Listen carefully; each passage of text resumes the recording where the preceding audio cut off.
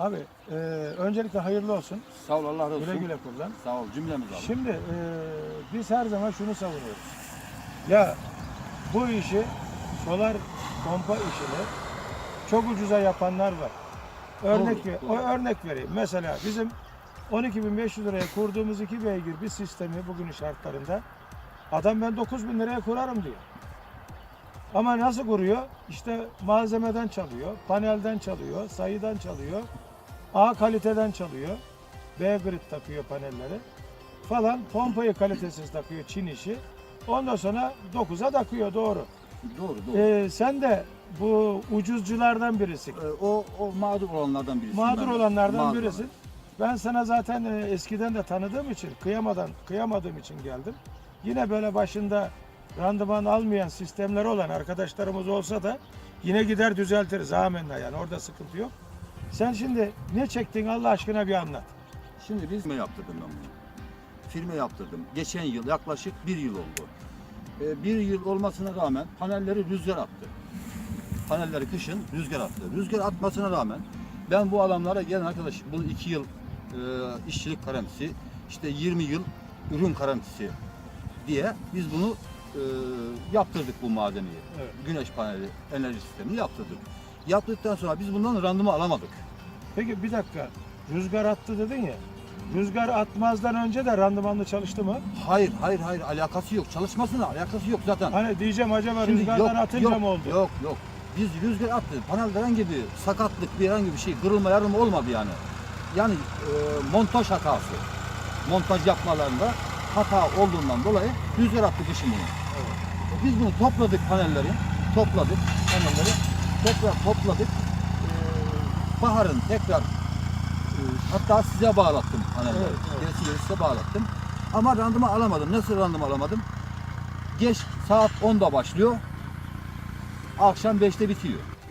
Otomatiğe aldığım zaman çalışmıyor. Evet. Neden? Enerji kaybından Evet. kaynaklanıyormuş. Herz'de frekans aşağı yukarı 42'lerde kalıyordu ortalama, değil mi? Ortalama 42'lerde kalıyor.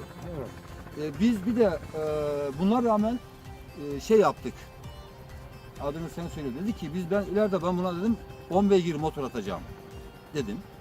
Dememe rağmen 5.5 kahvalık bir sürücü koymuş. Ha, yani sen 7,5 kahva 7,5 umuyordun, öyle konuştunuz. Yok, 7.5 kahvalık motor koyacaktık. 5.5 kahvalık elektrik döşeyecektik şu an. Anladım. Ha. Sürücün 7,5 kahva olacaktı ama 10 beygir olması için.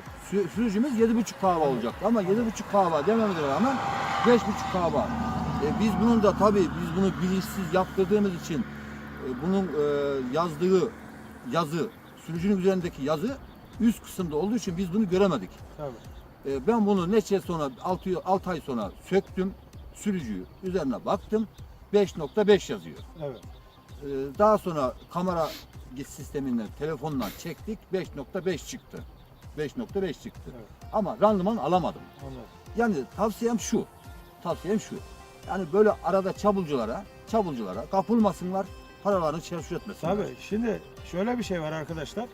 Bir de burada kullanılan sistemde hele böyle 7,5 beygir, 10 beygir, Ha bir de şu var. 4 beygir sistemlerde 265 watttan aşağı panel asla olmaz. Şimdi Ama gördüğünüz gibi 200 200 watt panelle bu işi yapmışlar. Olmaz zaten.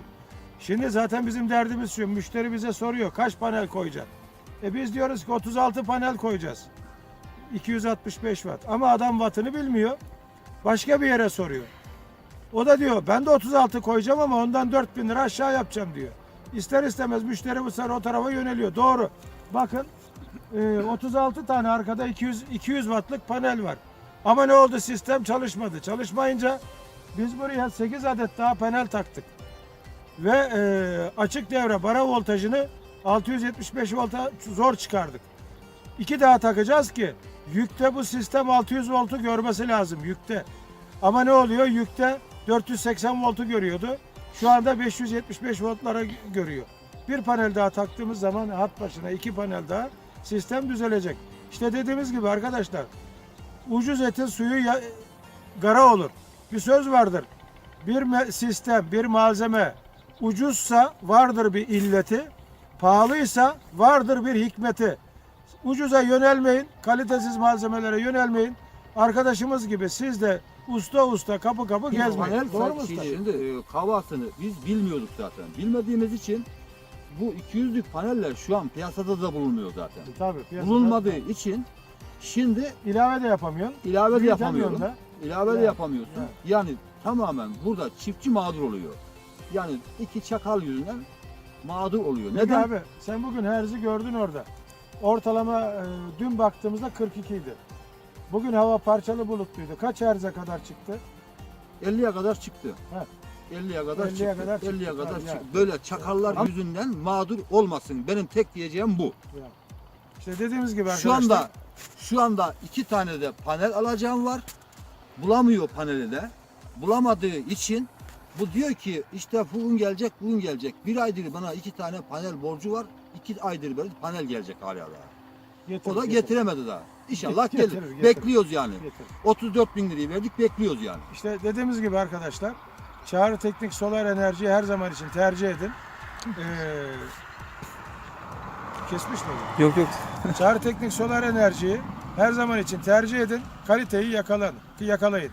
İşte gördüğünüz gibi 42 Hz'de çalışan bir sistem bugün parçalı bulutlu havada 50 Hz'e çok rahat gördü.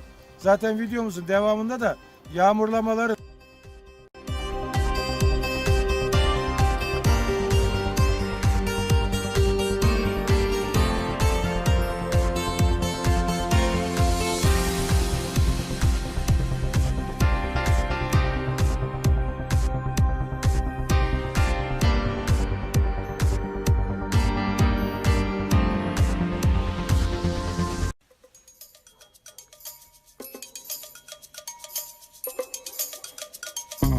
Yaylada çobansan, dağda arıcıysan, elektriğin yoksa Catek Solar. Bağdaki, bahçedeki, ormandaki evinde elektriğin yoksa Catek Solar. Kattaki evinde, müstakil evinde faturan çoksa Catek Solar. Yatta, kampta, karavanda elektriğin yoksa Catek Solar.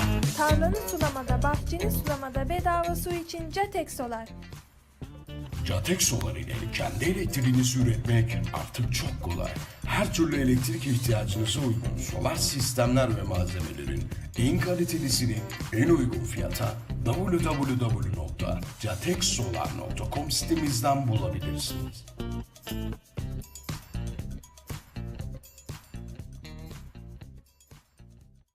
Bize ulaşın. Karanlığa doğan teknoloji güneşiniz olun.